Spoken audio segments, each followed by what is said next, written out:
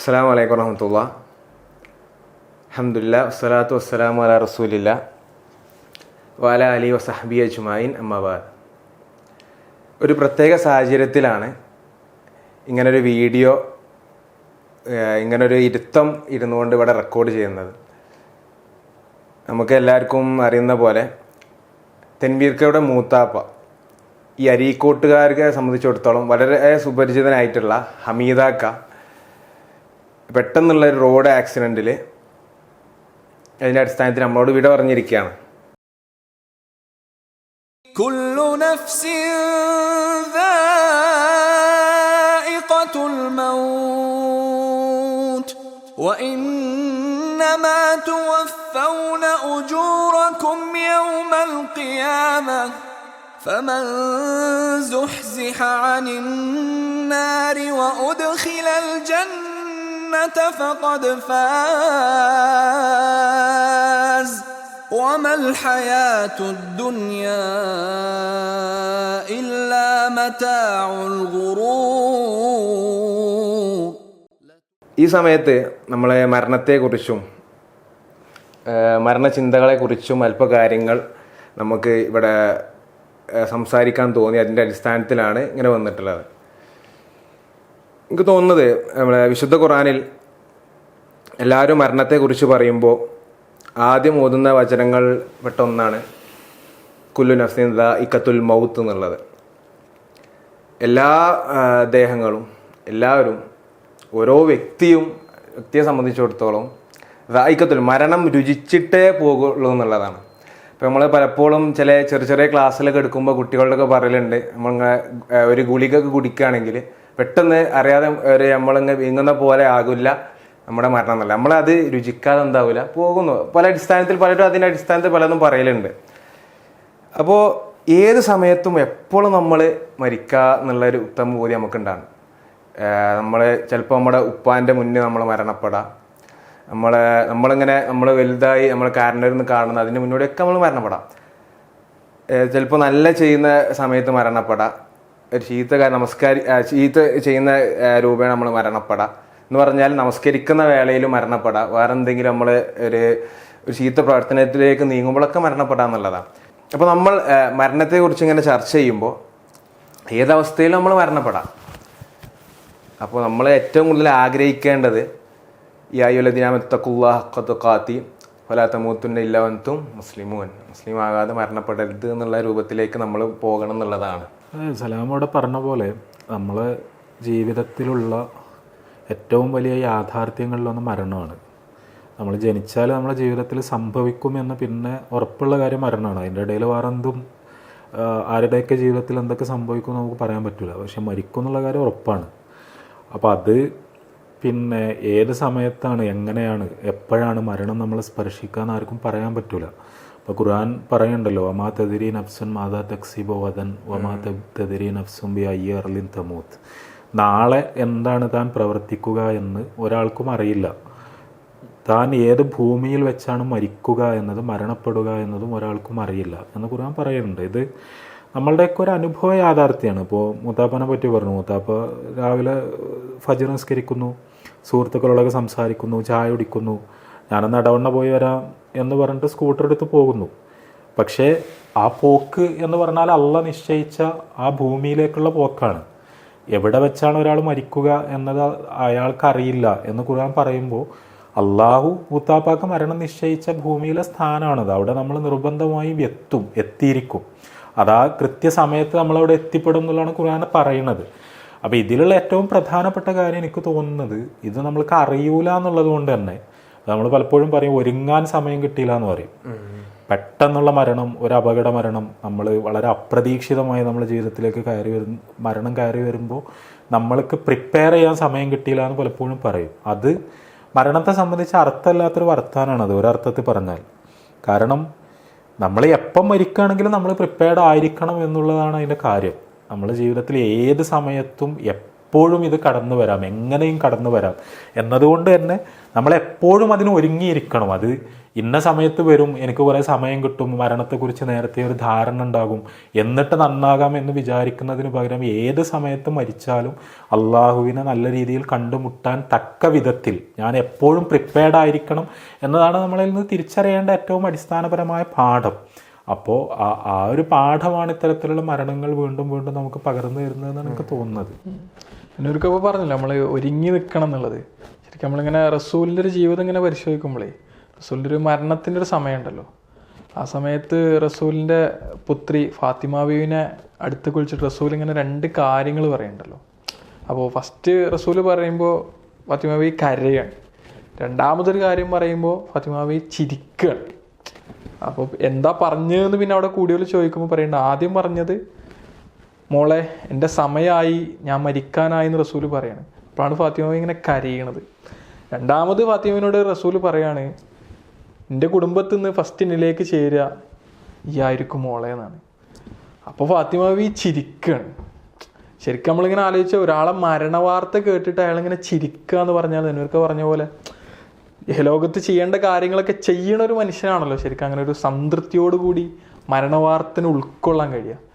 അത് ശരിക്കും നമ്മളൊക്കെ ജീവിതത്തിൽ ശരിക്കും കൊണ്ടുവരേണ്ട ഒരു സാധനമാണ്. ഏത് നിമിഷവും മരണം വരുന്നു, ആ മരണവാർത്ത വരുമ്പോൾ ചിന്തിക്കാനൊന്നുമില്ലാതെ പുഞ്ചിരിയോടുകൂടി അതിന് നേരിടേണ്ടി വരും എന്നുള്ളൊരു വസ്തുത എപ്പോഴൊക്കെ നമുക്കത് വിട്ടുപോകുന്നു എന്നുള്ളതാണ് എനിക്ക് തോന്നുന്നത്. അതോടെ റസൂൽ സല്ലല്ലാഹു അലൈഹി വസല്ലം പറഞ്ഞതെന്താ വെച്ചാൽ, നിങ്ങൾ നമസ്കരിക്കാൻ പോകുമ്പോൾ എൻ്റെ അവസാനത്തെ നമസ്കാരമാണ് എന്നുള്ള ഒരു ഉത്തമബോധ്യത്തോടു കൂടി നമസ്കരിക്കണം എന്നും പറയുന്നുണ്ട്.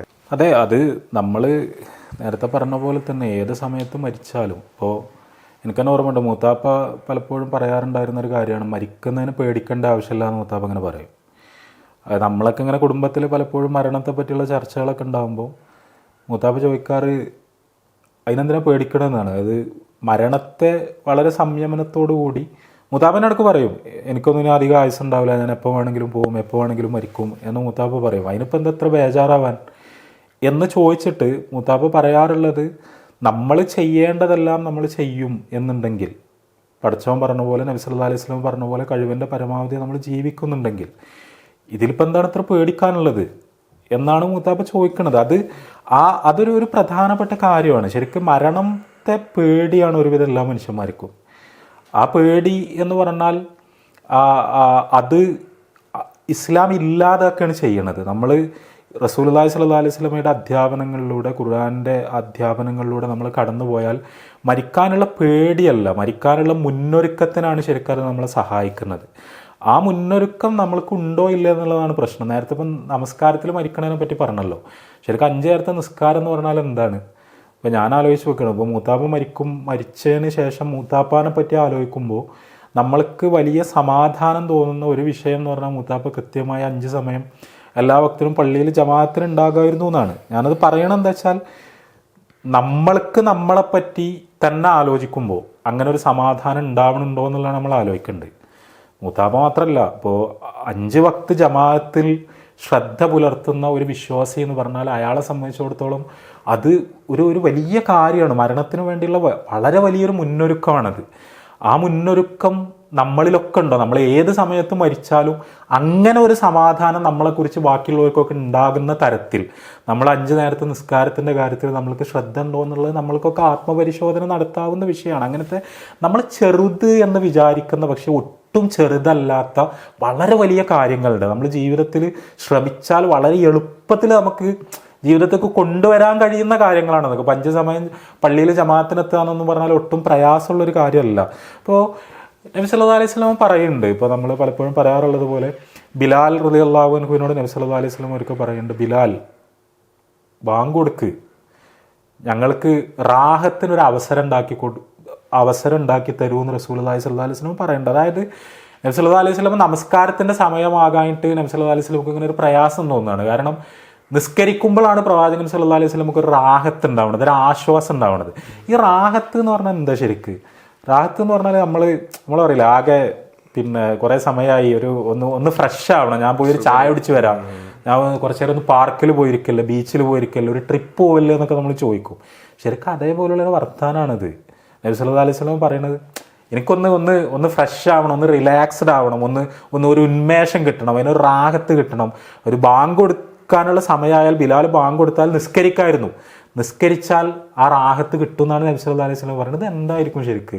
ഞാൻ പലപ്പോഴും ആലോചിക്കാറുണ്ട്. നബി സല്ലല്ലാഹു അലൈഹി വസല്ലം ഒരിക്കൽ പറഞ്ഞിട്ടുണ്ട്, നിങ്ങൾ ഭൂമിയിൽ ഒരു അപരിചിതനെ പോലെയോ ഒരു വഴിയാത്രക്കാരനെ പോലെയോ ആയിത്തീരുക എന്ന് റസൂലുള്ളാഹി സ്വല്ലല്ലാഹു അലൈഹി വസല്ലം പറഞ്ഞിട്ടുണ്ട്. ശരിക്ക് നമ്മൾ വിശദീകരിച്ചാലും തീരാത്ത അത്രയും ആഴമുള്ള അർത്ഥമുള്ളൊരു വാചകമാണ്. ശരിക്കും ഒരു പ്രവാസിൻ്റെ മനസ്സെന്താണ് നമ്മൾ ആലോചിച്ച് നോക്കും. ഇപ്പോൾ വേറൊരു നാട്ടിൽ പോയി പണിയെടുക്കുന്ന ഒരാൾ, അയാൾക്ക് ഒരിക്കലും അത് സ്വന്തം നാടായിട്ട് തോന്നുന്നില്ല. അയാൾ അവിടെ അധ്വാനിക്കുന്നു, പൈസ ഉണ്ടാക്കുന്നു. ആ സമയത്തൊക്കെ അയാളെ മനസ്സിലുള്ളത് അയാളെ നാടാണ്, അയാളുടെ വീട്ടുകാരാണ്, നാട്ടുകാരാണ്, അയാളുടെ മാതാപിതാക്കളാണ്, ബന്ധുക്കളാണ്.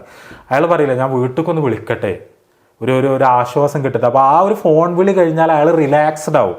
കാരണം അയാളെ കണക്ഷൻ അവിടെയാണ്, അയാളുടെ വേര് അവിടെയാണ്. അയാൾക്ക് അങ്ങോട്ടൊരു കമ്മ്യൂണിക്കേഷൻ കിട്ടിയാൽ മാത്രമേ അയാൾക്ക് യഥാർത്ഥത്തിലൊരു റിലാക്സേഷൻ കിട്ടുള്ളൂ. അയാൾ ഈ പണിയെടുക്കുന്നതും ഈ വിയർക്കുന്നതും മുഴുവൻ അങ്ങോട്ട് തിരിച്ചു പോകാൻ വേണ്ടിയാണ്. ശരിക്കും ഇതേ ഒരു മാനസികാവസ്ഥയാണ് ശരിക്കും നമുക്ക് പടച്ചോനോടും ദുന്യാവിനോടും ഉണ്ടാകേണ്ടത്. അത് ഒരു സൈഡിൽ പടച്ചോനുണ്ട്, അവിടെ പടച്ചോൻ്റെ അടുത്ത് നിന്നാണ് നമ്മൾ വരുന്നത്. പടച്ചോൻ്റെ സന്നിധിയിലാണ് ശരിക്കും നമ്മളെ വേര്. നമ്മൾ പുറപ്പെട്ടു പോകുന്നത് അവിടുന്നാണ്. നമ്മൾക്ക് അങ്ങോട്ട് തന്നെ പോകാനുള്ളത്. നമ്മൾ ഒരു വിസിറ്റിന് വേണ്ടി, ചെറിയ ആവശ്യങ്ങൾക്ക് വേണ്ടി ഇവിടെ വന്നതാണ്. ആ വരുന്ന സമയത്ത് നമ്മൾക്കൊരു അന്യതാബോധം ദുന്യാവിൽ തോന്നണം. അതാണ് റസൂലുള്ളാഹി സ്വല്ലല്ലാഹു അലൈഹി വസല്ലം പറഞ്ഞത്. വേറെ നാട്ടിൽ പോയി പണിയെടുക്കുന്ന ഒരാൾക്ക് അയാൾ അവിടെ അങ്ങോട്ട് അബ്സോർബ്ഡ് ആവൂല. അയാൾ അങ്ങനെ ഉണ്ടല്ലോ, ഞാൻ വേറെ എവിടുന്നോ വന്നതാണ്, എൻ്റെ സ്ഥലം ഇതല്ല എന്നുള്ളൊരു തോന്നൽ അയാൾക്ക് എപ്പോഴും ഉണ്ടാവും. ആ ഒരു ബോധത്തോടു കൂടിയാണ് നമ്മൾ ദുന്യാവിൽ ജീവിക്കേണ്ടത്. അതുകൊണ്ട് തന്നെ പടച്ചോൻ എനിക്കൊരു സമയം നിശ്ചയിച്ച വരെ ഞാനിവിടെ ജീവിക്കേണ്ടി വരും. അത് കഴിഞ്ഞാൽ എനിക്കെൻ്റെ ശരിക്കുള്ള വീട്ടിലേക്ക് മടങ്ങിപ്പോകാം എന്നുള്ളതാണ് ശരിക്കുള്ള മാനസികാവസ്ഥ. പക്ഷെ അതുവരെ എനിക്ക് കാത്തിക്കാൻ പറ്റൂല. അള്ളാഹുവുമായി സംസാരിക്കാൻ എനിക്ക് അതുവരെ കാത്തിക്കാൻ പറ്റൂല. ഞാൻ ടെൻസ്ഡ് ആവും. അപ്പം എനിക്ക് യഥാർത്ഥത്തിലുള്ള എൻ്റെ വീട്ടിലേക്ക് എനിക്കൊരു കണക്ഷൻ എപ്പോഴും ഉണ്ടാവണം. അതാണ് നിസ്കാരം എന്ന് പറഞ്ഞാൽ. 5 നേരം നിസ്കരിക്കുന്ന ഒരാൾ, ശരിക്കും ജമാഅത്തിൽ പങ്കെടുക്കുന്ന ഒരാൾ, അതിൻ്റെ പൊരുളറിഞ്ഞ് നിസ്കരിക്കുന്ന ഒരാൾക്ക് ശരിക്കും മരണത്തിന് പേടി ഉണ്ടാവില്ല. കാരണം അയാൾ 5 സമയം അള്ളാഹിനോട് സംസാരിക്കുന്നുണ്ട്. അള്ളാഹു നിശ്ചയിച്ച രീതിയിൽ അള്ളാഹുവിൻ്റെ മുമ്പിൽ അയാൾ 5 സമയം സംസാരിച്ചുകൊണ്ടിരിക്കുകയാണ്. ആ സംസാരത്തിൻ്റെ മുഴുവൻ പൊരുൾ എന്ന് പറഞ്ഞാൽ പടച്ചോനെ ഞാനങ്ങോട്ട് വരും, ഈ വിളിക്കുമ്പോൾ വരും, ആ വിളിക്കുന്ന വരെ ഞാൻ ഈ ദുന്യാവിൽ ഇങ്ങനെ ജീവിച്ചുകൊണ്ടിരിക്കുകയാണ്. ഇപ്പോൾ ഈ നമസ്കാരം വഴി ഞാൻ നീയുമായി ബന്ധം സ്ഥാപിച്ച് ആശ്വാസം കണ്ടെത്തുന്നു എന്ന് പറഞ്ഞുകൊണ്ടിരിക്കുന്ന ഒരാൾ മരിക്കുന്ന സമയത്ത്, പടച്ചോൻ വിളിക്കുന്ന സമയത്ത് അയാൾക്ക് എന്താണ്? അയാൾ പടച്ചോൻ്റെ അടുത്തേക്കാണ് പോവുക എന്ന് മാത്രമേ ഉള്ളൂ. അത് ആ തരത്തിലുള്ള ഒരു ബോധത്തിലേക്ക്, ഒരു അവബോധത്തിലേക്കാണ് നമ്മൾ ശരിക്കും എത്തേണ്ടത്. ഇപ്പോൾ നമ്മൾ ബലിപെരുന്നാളൊക്കെ കഴിഞ്ഞ് വരികയാണല്ലോ. ഖുർആനും റസൂലുള്ളാഹി സ്വല്ലല്ലാഹു അലൈഹി വസല്ലമൊക്കെ നമുക്ക് പറഞ്ഞതാണ് പടച്ചോൻ്റെ ഖലീലാണ് ഇബ്രാഹിം നബി അലൈഹി സ്വലാത്തു വസ്സലാം. ഖലീൽ എന്ന് പറഞ്ഞാൽ എന്താണ്? അറബിയിൽ ഖുല്ലത്ത് എന്ന് പറഞ്ഞാൽ ആത്മസൗഹൃദമാണ് ശരിക്കത്. നമ്മൾ അള്ളാഹുവിൻ്റെ കൂട്ടുകാരൻ എന്ന് പറഞ്ഞാൽ സാധാരണ നിലക്കൊരു കൂട്ടുകാരന് ഖലീൽ എന്ന് പറയൂല. ഏറ്റവും ഇൻറ്റിമേറ്റായ, ഏറ്റവും ക്ലോസ് ആയ, അതായത് ഞാനൊരാളെ ഖലീലാണെന്ന് പറഞ്ഞാൽ ഞാനും അയാളും അത്രയും ക്ലോസ് ആയ ആൾക്കാരാണ്. വേറൊരാൾക്ക് അതിൽ ഇടം ഉണ്ടാവില്ല. അതായത് ആ 2 ആൾക്കാരും തമ്മിലുള്ള ബന്ധം എന്ന് പറഞ്ഞാൽ അതിൽ പിന്നെ വേറൊരാൾക്ക് ഇടമില്ലാത്ത വിധം ഏറ്റവും ഇൻറ്റിമേറ്റായ റിലേഷൻഷിപ്പാണത്. ഇബ്രാഹിം നബി അലൈഹി സ്വലാത്തു വസ്സലാമിന് ഖുല്ലത്ത് ഉണ്ടായിരുന്നു. നബി സല്ലല്ലാഹു അലൈഹി വസല്ലമ അള്ളാഹുവിൻ്റെ ഖലീലായിരുന്നു. നമ്മൾക്കാർക്കും അള്ളാഹിൻ്റെ ഖലീലാകാനൊന്നും കഴിയില്ല. പക്ഷേ ആ ഒരു വൈകാരികത, അള്ളാഹു എന്ന് പറയുമ്പോൾ അള്ളാഹുവിലേക്ക് തിരിച്ചു പോവുക എന്നൊക്കെ പറയുമ്പോൾ നമ്മൾക്ക് ഏറ്റവും ഇഷ്ടമുള്ള ഒരു സ്ഥലത്തേക്ക് തിരിച്ചു പോവുക എന്ന തരത്തിലുള്ളൊരു അറ്റാച്ച്മെൻറ്റ് നമുക്ക് പടച്ചവനോട് വേണം. ആ തരത്തിലുള്ളൊരു ഡിറ്റാച്ച്മെൻറ്റ് നമുക്ക് ദുന്യാവിനോടും വേണം. ഇത് താൽക്കാലികമായി നമ്മൾ വന്നൊരു സ്ഥലമാണെന്നുള്ളൊരു ബോധവും വേണം. അതാണ് ശരിക്കും ഖുർആൻ ഹദീസുകൾ നമ്മളിപ്പോൾ നബി സല്ലല്ലാഹു അലൈഹി വസല്ലം പറഞ്ഞില്ലേ, ഈ ദുന്യാവിൽ എനിക്ക് എൻ്റെ ഭാര്യമാരെ നല്ല ഇഷ്ടമാണ്, നല്ല പെർഫ്യൂംസ് നല്ല ഇഷ്ടമാണ്, പക്ഷേ എൻ്റെ കൺകുളിർമ എന്ന് പറഞ്ഞാൽ നമസ്കാരത്തിലാണ്. കൺകുളിർമ എന്ന് പറഞ്ഞാൽ ശരിക്കും എപ്പോഴാണ്? നമ്മളിപ്പോൾ ഇങ്ങനെ ഭയങ്കര റിലാക്സ്ഡായി ഇങ്ങനെ ഇരിക്കുന്നു, നമ്മളെ കുടുംബത്തിനെ ഇങ്ങനെ കാണുന്നു, കുട്ടികളിങ്ങനെ ഓടിക്കളിക്കുന്നത് കാണുന്നു. അതായത് നമ്മൾക്ക് ഏറ്റവും ഹൃദയബന്ധമുള്ള ആളുകളുടെ സാന്നിധ്യത്തിൽ നമ്മൾ അനുഭവിക്കുന്ന ഒരു കാര്യമാണ് കൺകുളിർമ എന്ന് പറഞ്ഞാൽ. നമ്മൾ ദുന്യാവിൽ മുഴുവൻ സ്ട്രെസ്ഡ് ആയിരിക്കണം. കാരണം നമ്മൾ പടച്ചോനുമായിട്ടുള്ള ഒരു ഇബാദത്തിലല്ല അപ്പോൾ ഉള്ളത്. പക്ഷേ ആ പള്ളിയിൽ നിന്ന് ബാങ്ക് വിളിക്കുമ്പോൾ നമ്മളിങ്ങോട്ട് പള്ളിയിലേക്ക് ഇങ്ങോട്ട് ഓടി വന്നിട്ട് അള്ളാഹിൻ്റെ മുന്നിൽ നിൽക്കുന്നതോടുകൂടി നമ്മളുടെ കൺകുളിർമ ആരംഭിക്കുകയാണ്. കാരണം നമ്മൾക്ക് ഏറ്റവും അധികം അറ്റാച്ച്മെൻ്റ് ഉള്ള സ്ഥലത്താണ് അപ്പോൾ നമ്മൾ വന്നിരിക്കുന്നത്. അപ്പോൾ ആ നിലക്കുള്ള 2 കാര്യം. ഒന്നെന്താ വെച്ചാൽ അങ്ങനെയുള്ളൊരു മാനസികാവസ്ഥയിൽ നമ്മൾ ജീവിച്ചുകൊണ്ടിരുന്നാൽ മരണം എന്ന് പറഞ്ഞാൽ നമ്മളെ സംബന്ധിച്ചിടത്തോളം അത്ര ഒരു വിഷമുള്ളൊരു കാര്യം ആവില്ല.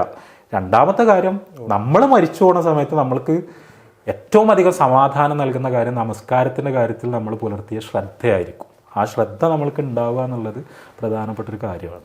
ശരിക്കും സൂറത്തുൽ മുനാഫിഖുൻ അവസാനത്തെ വചനങ്ങളിൽ അള്ളാഹ് ഓർമ്മിപ്പിക്കുന്ന ഒരു സംഗതി ഉണ്ട്. ഇതോടെ തന്നെ നമുക്ക് ഇതിനോട് വെച്ച് പറയാൻ പറ്റുന്ന ഒരു സംഗതി, യാ അയ്യുഹല്ലദീന ആമനൂ ലാ തുൽഹിക്കും അംവാലുക്കും വലാ ഔലാദുക്കും അൻ ദിക്രില്ലാഹ് വമൻ യഫ്അൽ ദാലിക ഫഉലൈക ഹുമുൽ ഖാസിറൂൻ. പിന്നെ അതോടൊപ്പം വൻഫിഖൂ മിമ്മാ റസഖ്നാകും മിൻ ഖബ്ലി അൻ യഅതിയ അഹദകുമുൽ മൗത്ത് ഫയഖൂല റബ്ബി ലൗലാ അഖർതനി ഇലാ അജലിൻ ഖരീബ് എന്ന് പറഞ്ഞുകൊണ്ട് പറയുന്നുണ്ട്.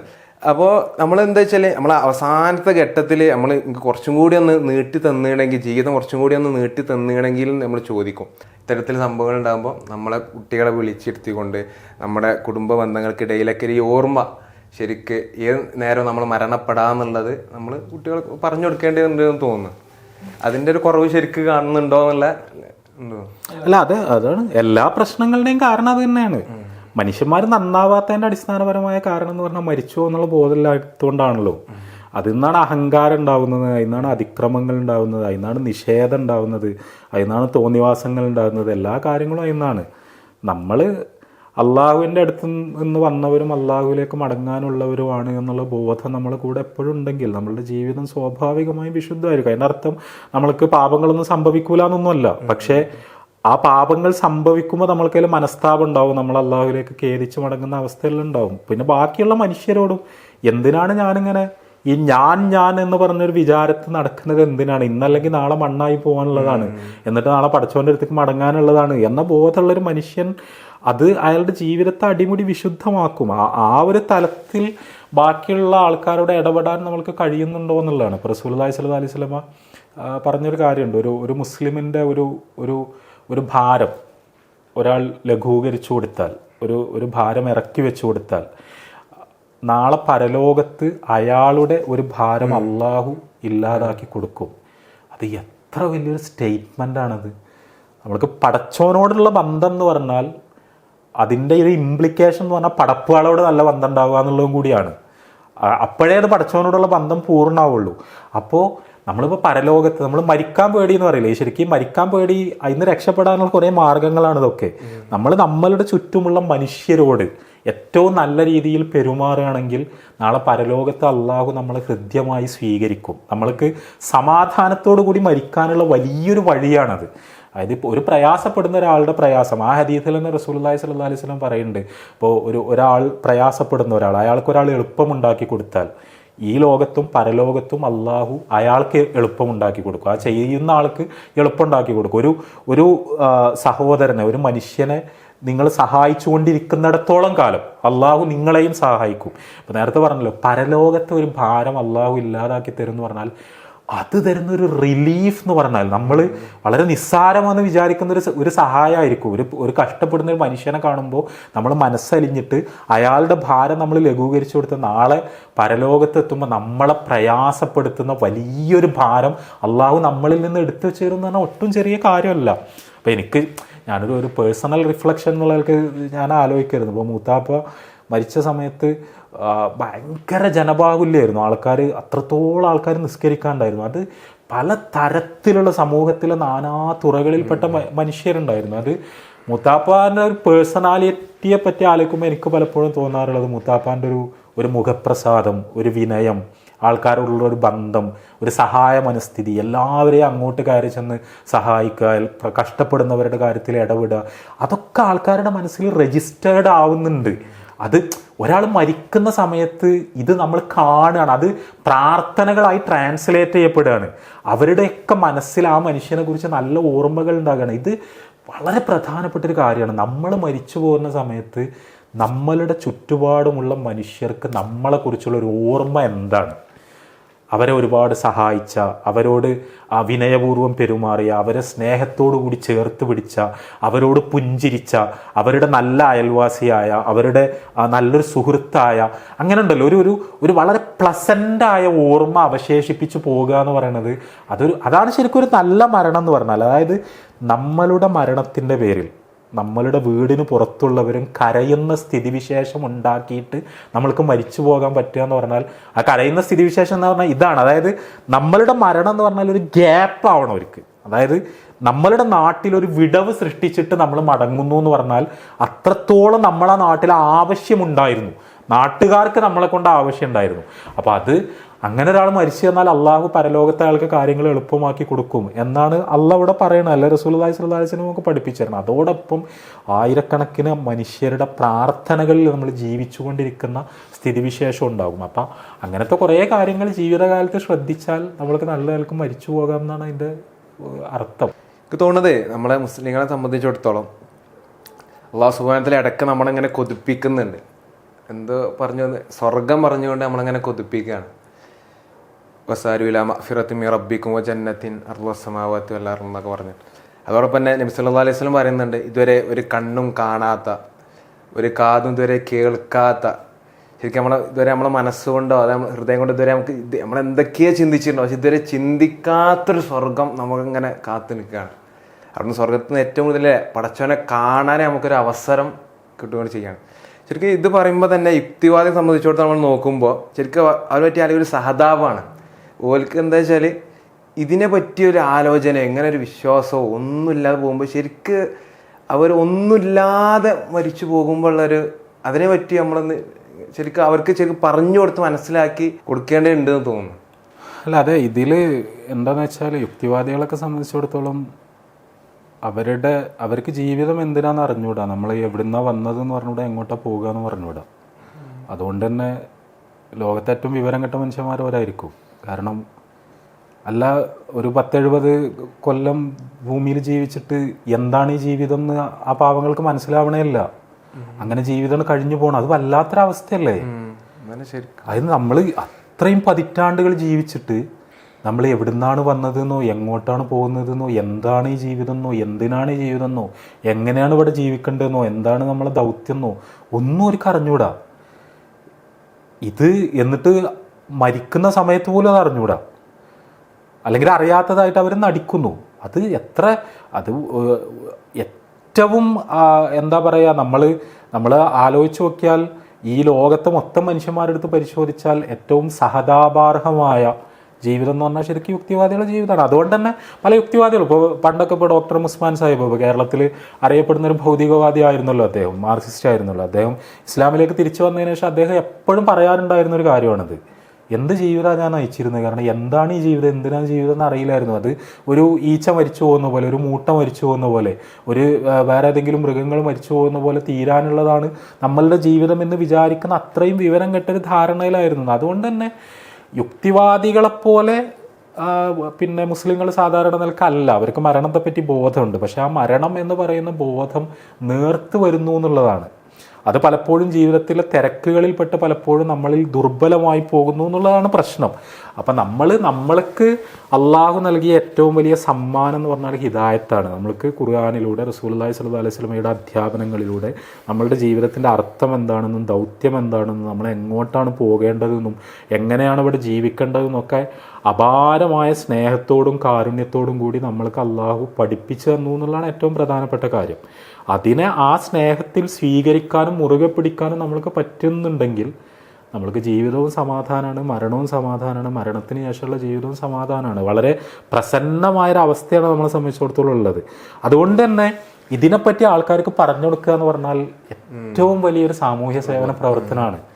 കാരണം ഒരാളെ എംപവർ ചെയ്യാൻ, ഒരാളെ എൻലൈറ്റൻ ചെയ്യാൻ അയാൾക്ക് ഏറ്റവും അടിസ്ഥാനപരമായി നമ്മൾ പറഞ്ഞു കൊടുക്കേണ്ടത് എന്താണ് മരണം എന്നാണ്.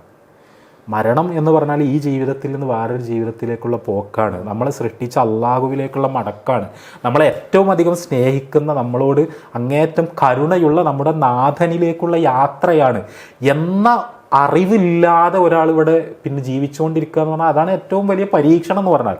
ആ വെളിച്ചം അയാളുടെ കയ്യിൽ കൊണ്ടുപോയി കൊടുക്കുക എന്ന് പറഞ്ഞാൽ അതാണ് ഏറ്റവും വലിയ കാരുണ്യ പ്രവർത്തനം. അപ്പോൾ അതുകൊണ്ട് തന്നെ ആൾക്കാരൊക്കെ ഏറ്റവും വലിയ ടെൻഷൻ ശരിക്കും എന്താ, നമ്മുടെ എല്ലാവർക്കും ഒരു പ്രായം കഴിഞ്ഞാൽ എല്ലാ വീടുകളിലും നമ്മൾ പോയി നോക്കിയാൽ ആൾക്കാർക്കൊക്കെ ആകെ ടെൻഷനാണ് ആൾക്കാർ. പ്രത്യേകിച്ചും ഇങ്ങനെയുള്ള ഒരു ഇസ്ലാമികമായൊരു അടിത്തറ ഇല്ലാത്ത മനുഷ്യന്മാരെ സംബന്ധിച്ചിടത്തോളം അവർ എല്ലാതരം വ്യാകുലതകളിലും പെട്ട് പലതരത്തിലുള്ള ഡിപ്രഷനുകളിലേക്ക് പോവുകയാണ്. ഇത് ഈ ഒരു ഗൈഡൻസ് ഇല്ലാത്തത് കൊണ്ടാണ്, എന്താണ് സംഭവിക്കുന്നതെന്ന് മനസ്സിലാവാത്തതുകൊണ്ടാണ്. അപ്പോൾ മനുഷ്യരത് പഠിപ്പിക്കാനുള്ള ശ്രമം. അപ്പം അതുകൊണ്ട് തന്നെ നമ്മൾ മരിച്ചു പോകുന്ന സമയത്തും എനിക്കെപ്പോഴും തോന്നാറുള്ളത് നമ്മുടെ ജീവിതത്തിൽ നമ്മൾക്ക് ചെയ്തു വെക്കാവുന്ന ഏറ്റവും വലിയ നന്മ എന്ന് പറഞ്ഞാൽ ഏറ്റവും വലിയ നന്മകളിൽ ഒന്ന് ദഅ്വാ പ്രവർത്തനങ്ങളാണ്. അതായത് ആൾക്കാരെ ഖുർആനും ഹദീസും പഠിപ്പിക്കാനുള്ള ശ്രമങ്ങളാണ്. കാരണം അത് നമ്മളിവിടെ ഒരു വിളക്ക് കത്തിച്ച് വെച്ച് പോവുകയാണ്. പിന്നെ ഇവിടെ ജീവിക്കുന്ന 10,000-കണക്കിന് മനുഷ്യർക്ക് അതിൽ നിന്ന് വെളിച്ചം കിട്ടും.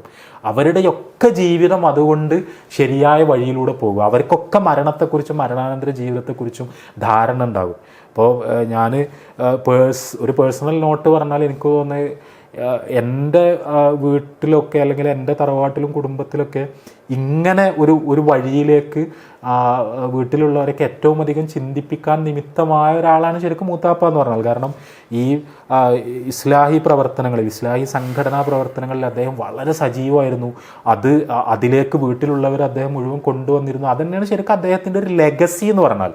അത് അദ്ദേഹത്തിൻ്റെ പിന്മുറക്കാർ എല്ലാവരും വളരെ സജീവമായ ആ ഒരു ദൗത്യത്തിൽ നിലനിൽക്കുന്നു എന്ന് പറഞ്ഞാൽ നമ്മൾ തുടങ്ങി വെക്കുന്ന ഒരു നന്മ നമ്മൾ മരിച്ചാലും നമ്മളുടെ ഖബറിലേക്ക് എത്തിക്കൊണ്ടിരിക്കുന്നു എന്നുള്ളതാണ് അതിൻ്റെ അർത്ഥം. അപ്പോൾ ആ ഒരു നിലക്ക് നമ്മളുടെ ഒക്കെ ജീവിതത്തിൽ ദീന് ബാക്കിയുള്ളവർക്ക് പഠിപ്പിച്ചു കൊടുക്കാനുള്ള ശ്രമങ്ങൾ ഉണ്ടാവുക എന്നുള്ളത് വളരെ പ്രധാനപ്പെട്ട ഒരു കാര്യമാണ്. അപ്പോൾ നേരത്തെ നമ്മൾ നിസ്കാരത്തിനെ പറ്റി പറഞ്ഞ പോലെ ബാക്കിയുള്ള മനുഷ്യന്മാർക്ക് ഉപകാരം ചെയ്തു കൊടുക്കുന്നത് പറഞ്ഞ പോലെ തന്നെ ദഅ്വാ പ്രവർത്തനങ്ങളിൽ നമ്മൾ സജീവമായി ഉണ്ടാവുക.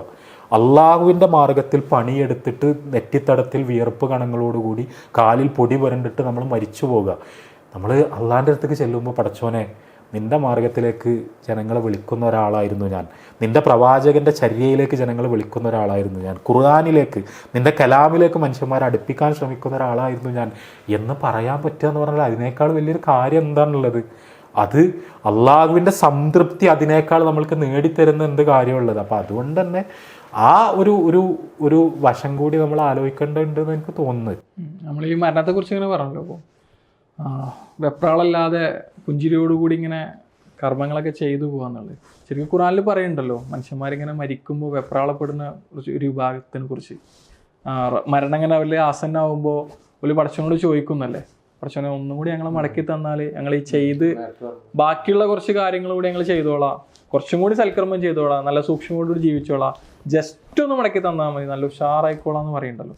പടച്ചോലോടൊക്കെ അവിടെ റിപ്ലൈ കൊടുക്കുന്നുണ്ടല്ലോ അല്ലേ? ഇല്ല, ഒരിക്കലും ഇല്ല, അത് വെറും വർത്താനാണോ അല്ല അങ്ങനെ പറഞ്ഞുകൊണ്ടിരിക്കും എന്ന് പറഞ്ഞിട്ട് സൂറത്തുൽ മുഅ്മിനൂനിലാണ് റബ്ബ് അങ്ങനെ പറയണത്. അത് ശരിക്കും നമുക്കൊക്കെ ഒരു വലിയ പാടാണ്. ഒരു അവസരം ഉണ്ടാവില്ല എന്നും ജീവിതം പടച്ചവനായി എത്തിയ അവധിക്കപ്പുറത്തേക്ക് ഒരു തുള്ളി പോലും നീട്ടിത്തരൂല എന്നുള്ള റബ്ബ് നമുക്ക് കൃത്യമായിട്ട് പറഞ്ഞു നിൽക്കണം. അപ്പോൾ എന്തേലും ചെയ്യാനുണ്ടെങ്കിൽ റബ്ബ് ഏൽപ്പിച്ച ദൗത്യങ്ങൾ ആ സമയത്തിൻ്റെ ഉള്ളിൽ തന്നെ, സമയം എപ്പോഴാണ് നമുക്കറിയില്ല, അപ്പോൾ ഉള്ള സമയത്ത് കൃത്യമായി തന്നെ ചെയ്യണം എന്നുള്ള റബ്ബ് നമുക്ക് കൃത്യമായി തന്നെ പറഞ്ഞു തന്നിക്കണമല്ലോ. പക്ഷേ എവിടെയോ മനുഷ്യന്മാർ അത് മറക്കുന്നുണ്ട്. അതെ, അതായത് നമ്മൾ ശരിക്കും നബി സല്ലല്ലാഹു അലൈഹി വസല്ലം നമ്മൾക്ക് പറഞ്ഞു തന്ന കാര്യങ്ങൾ ശ്രദ്ധിക്കുകയാണെങ്കിൽ ചെറിയ ചെറിയ കാര്യങ്ങൾ വഴി നമുക്ക് അള്ളാഹുവിൻ്റെ വലിയ തൃപ്തി നേടിയെടുക്കാൻ കഴിയും. മരണത്തിന് വേണ്ടി ഒരുങ്ങുക എന്ന് പറഞ്ഞാൽ ഇപ്പോൾ ഖുർആൻ പാരായണം, ഇപ്പോൾ നമ്മൾ ഖുർആൻ ഓതുക എന്ന് പറഞ്ഞാൽ അള്ളാഹിൻ്റെ അടുത്തേക്ക് നമ്മൾ ഏറ്റവും അധികം അടുപ്പിക്കുന്ന കാര്യമാണ്. അതുകൂടി പറഞ്ഞിട്ട് അവസാനിപ്പിക്കാൻ തോന്നുന്നു. പിന്നെ നബി സല്ലല്ലാഹു അലൈഹി വസല്ലം ഒരിക്കൽ ചോദിക്കുന്നുണ്ട് സഹാബിമാരോട്, ഒരു രാത്രിയിൽ തന്നെ ഖുർആൻ്റെ 1/3 ഓതാൻ നിങ്ങൾക്ക് ആർക്കെങ്കിലും പറ്റുമോ എന്ന് ചോദിക്കുന്നുണ്ട്.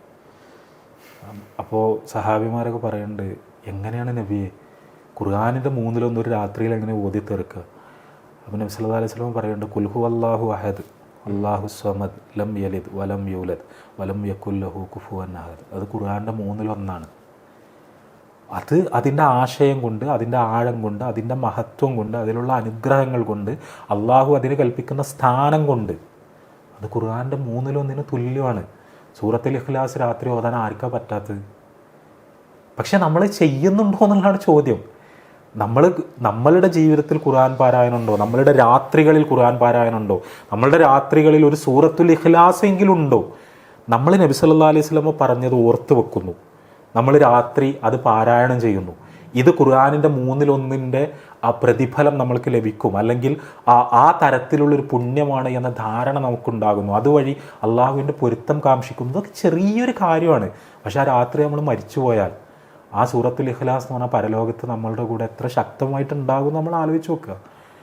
അതേപോലെ തന്നെ നബി സല്ലല്ലാഹു അലൈഹി വസല്ലം പറഞ്ഞു തന്ന കുറേ അധികം കാര്യങ്ങളുണ്ട്. അത്തരം കാര്യങ്ങളൊക്കെ നമ്മളുടെ ജീവിതത്തിലേക്ക് ദിക്റുകൾ, ദുആകൾ, ഖുർആൻ പാരായണം അതൊക്കെ പൊരുളറിഞ്ഞ് നിർവഹിക്കുന്ന ആ തരത്തിൽ അള്ളാഹുവുമായുള്ള വൈകാരികമായ ഒരു അറ്റാച്ച്മെൻ്റ് ഉണ്ടാക്കിയെടുക്കുന്ന, അള്ളാഹുവിൻ്റെ തൃപ്തി എപ്പോഴും ആഗ്രഹിച്ചുകൊണ്ടിരിക്കുന്ന, എന്തെങ്കിലുമൊക്കെ പാപങ്ങൾ സംഭവിച്ചു പോയാൽ ഉടൻ പശ്ചാത്തപിച്ച് മടങ്ങുന്ന, അതോടൊപ്പം പടപ്പുകളോട് നല്ല രീതിയിൽ പെരുമാറുന്ന, അതിനപ്പുറത്ത് ജനങ്ങൾക്കും ഖുർആനും ഹദീസും ഒക്കെ പഠിപ്പിച്ചു കൊടുക്കുന്ന പ്രവർത്തനങ്ങളിൽ വ്യാപൃതമാകുന്നൊരവസ്ഥയുണ്ടെങ്കിൽ നമ്മളെ സംബന്ധിച്ചിടത്തോളം ഇൻഷാ അല്ലാഹ് അള്ളാഹുവിൻ്റെ അടുക്കൽ നമ്മൾക്ക് നല്ല നിലയിൽ മടങ്ങിയെത്താൻ കഴിയുമോ? നമ്മളെ സംബന്ധിച്ചിടത്തോളം നമ്മൾ എങ്ങനെയൊക്കെ ജീവിച്ചാലും നമ്മൾക്ക് അതിലൊരുപാട് കുറ്റം കുറവുണ്ടാവും. കാരണം നമ്മളാണല്ലോ, നമ്മളെക്കുറിച്ച് നമ്മൾക്ക് എല്ലാവർക്കും അറിയാം. പക്ഷേ അള്ളാഹു അവൻ്റെ അപാരമായ കാരുണ്യം കൊണ്ട് ആ വീഴ്ചകളൊക്കെ ഈ രീതിയിലൊക്കെ നമ്മൾ ജീവിക്കുകയാണെങ്കിൽ നമ്മൾക്ക് പുറത്തു തരും എന്നാണ് നമ്മൾ പ്രതീക്ഷിക്കേണ്ടത്. അതിനു വേണ്ടിയാണ് നമ്മൾ ആഗ്രഹിക്കേണ്ടത് എന്ന് തോന്നുന്നു.